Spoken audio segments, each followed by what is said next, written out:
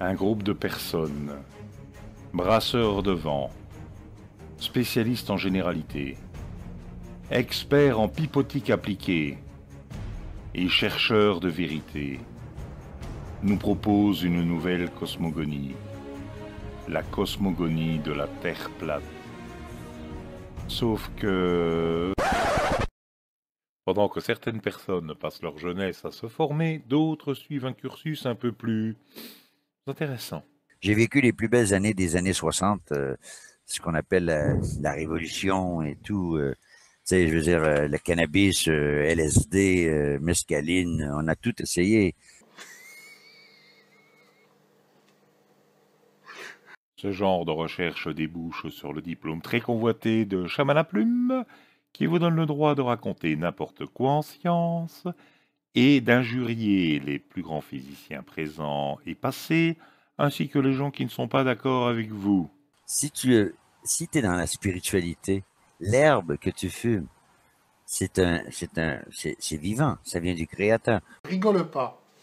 La fumette, cadeau du créateur, est toujours nécessaire pour entretenir les incantations du chaman à plume. Si vous remarquez, il y a certains hallucinogéniques qui amènent dans des états seconds, qui peuvent réveiller ton subconscient et tout ça, qui sont bénéfiques lorsqu'elles sont faites dans un contexte spirituel et non récréationnel. Tu prends pas ça pour avoir du fun. Il délire.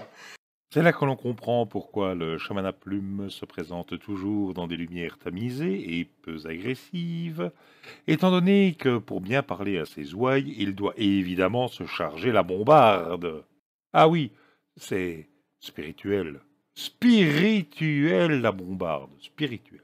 Sur l'usage des drogues. Ben, c'est que si tu arrives dans l'astral avec toute ta conscience, tu peux foutre le bordel. Là, tu es comme Néo dans la matrice. Tu peux foutre le bordel. Et c'est le bordel en ce moment parce que justement à cause d'âmes comme nous qui avons découvert une petite partie de la vérité. Une petite partie de la vérité, c'est presque le reste. Hein. C'est emmerdant. Et c'est ainsi que le chaman à plume, grâce aux herbes sacrées, parcourt la matrice tel Néo dopé au PCP, de façon à nous apporter la vérité sur la terre pizza, la cloche à fromage qui est au-dessus, le projecteur holographique qui nous fait des belles nuits, le trou dans le dôme par lequel est passé le déluge que tout le monde appelle autrement la Voie lactée, la lune qui tourne sur elle-même pendant la moitié de son cycle et retourne dans l'autre sens pendant l'autre moitié de son cycle, débunk tous les complots de la NASA, des Illuminati, des reptiliens et autres satanistes, nous réinvente les lois de la physique en démontrant qu'il suffit d'insulter tous les grands physiciens passés et présents de manière à y parvenir, et vous raconte aussi d'autres coxigrues dont certaines sont carrément criminelles.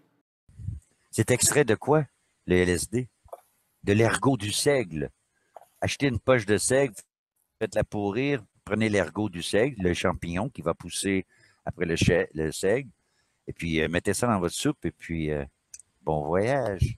C'est tout. Vous n'avez pas besoin de labo.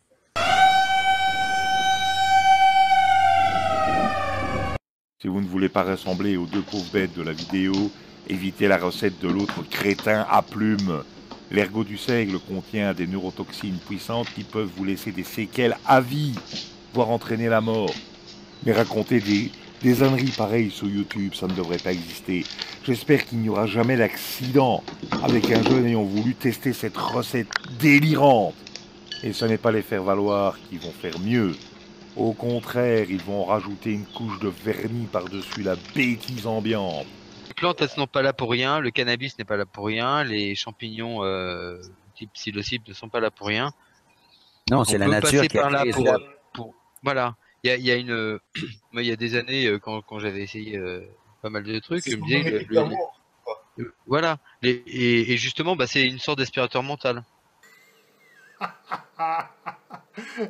Aspirateur mental, c'est le mot, parce qu'après c'est place nette, il n'y a plus de neurones, on peut installer les pensées de la secte. Un autre faire-valoir, lui, va nous expliquer pendant 5h30 comment cultiver soi-même son herbe sacrée pour bien visiter la matrice. D'après les commentaires laissés, ce n'est pas aussi dangereux que la soupe à tonton la plume, mais ce n'est quand même pas anodin. D'autres visitent la station internationale, Sous herbe sacrée, il faut écouter les commentaires, ça vaut son pesant de cacahuètes. Waouh! Le chaman à plume ne se contente pas de s'exploser les neurones, il va aussi sur tous les sites scientifiques parlant de la Terre sphérique et des voyages spatiaux, car il n'admet pas qu'on puisse remettre en cause sa Terre pizza, la cloche à fromage qui va au-dessus et le projecteur holographique qui fait bien. Il a été jusqu'à insulter une scientifique qui parlait du rover martien en la traitant de traînée qui prenait du plaisir à se faire trousser par ses assistants. Nous lui avons fermement conseillé d'aller se faire voir chez les Toltecs, comme ça il aurait des gosses à plumes, avec des plumes jusque dans le trou du nombril.